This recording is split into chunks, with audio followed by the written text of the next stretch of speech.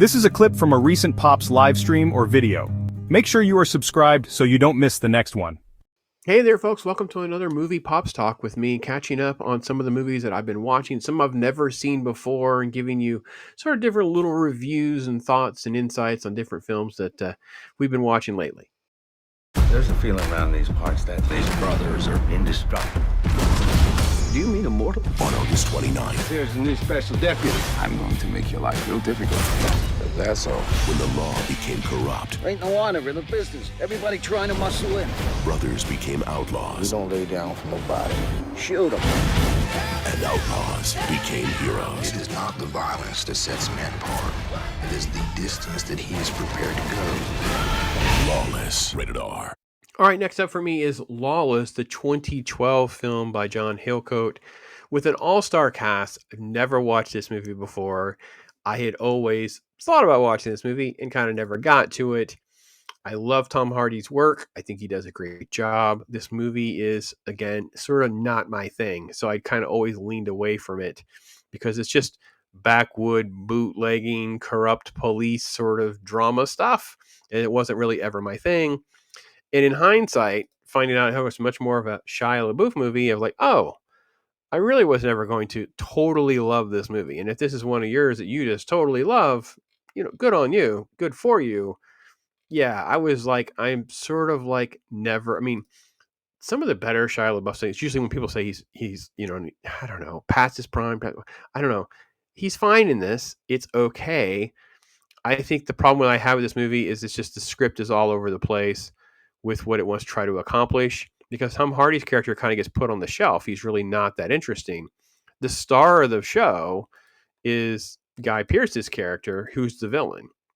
And there's sort of like not enough villain backstory and context of him just being more than just this crazy psychotic abuser of the power that he has.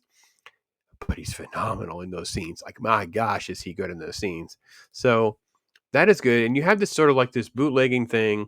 They're a family that's just not going to go along with the bribery system with the local police. This guy's going to come in and really put like a different level of power and authority behind the shakedown. And it leads to more conflict. Kind of an all-star cast. A lot of really, really good performers. Jessica Chastain is in it. You saw briefly there.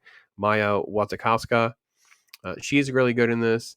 I will say that Jason Clarke is in this in a way. He's sort of like the drunk brother. And then we have Gary Oldman. Now, why this movie doesn't lean into more Gary Oldman as well? So the film just sort of like does everything okay. It never gets great. And I feel like it's almost like this film could be revisited and we can adjust some of the dynamics with the family and Gary Oldman's character and this Guy Pearce, but it doesn't feel like it ever does any of those things super great. It's about trying to survive. Can the family come together? Who finds their lanes? All of that kind of works well. The screenplay is actually written by the guy who wrote the theme song. Like, so he's Nick Cave and the Bad Seeds are famous for writing these different theme songs that you've heard in different movies and things of that nature. And they're phenomenal. Like everybody knows, you hear them, you're going to know them, right? So I think the script and the crux of that is the problem.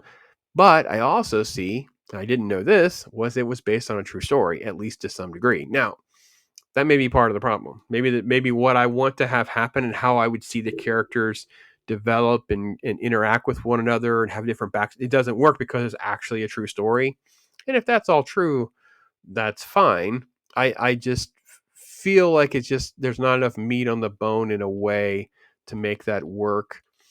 And characters that you're enjoying a lot just stop mattering for like a long period of time. Like whenever Tom Hardy's character is, injured and then he's injured again and then he doesn't really die because there's this big mythology about, oh my gosh, he can never die. It's like, okay, whatever, dude. It's all fine. And again, we're back to the same problem of everything is sort of like, okay, to be honest, right? It's all just okay. And at the end of the day, that's where I'm at. I'm going to lean. Oh, boy, this is tricky. I hate knocking it down to 2.5 because it's better than a 2.5 out of 5 movies. So I'll just give it a 3, but it is a very weak 3. If there's one that's like because it's like, let's see, a 5 and a 6. See, a 6 out of 10 sounds and feels better because it's not a 7. But a 5 starts to feel, this is definitely that 5.5 to 6. It's like really tricky. I just don't like or care enough about some of the historical elements to give it a lot more than that. I don't think that Tom Hardy was given enough time to really have a big performance. Jessica Chastain is fine. Again, not given a ton of time to do much. Too much time is spent on this little love romancy nonsense with Shia LaBeouf's character and his love interest, and then not enough time with Gary Oldman. So it just feels like it meanders around some of the strongest elements, and we end up with some of the weaker elements getting most of the screen time. So, yeah, solid-ish, but not necessarily I'm going to run back and rewatch or anything like that. Seems you've been involved in certain illegal activities. On DVD and Blu-ray. This is a war. No fear. We're not gonna survive. No surrender. We don't lay down for nobody. Tom Hardy, Lawless. On DVD and Blu-ray. If you are catching this as a clip, make sure you check out the link in the description there to watch the whole Popscast.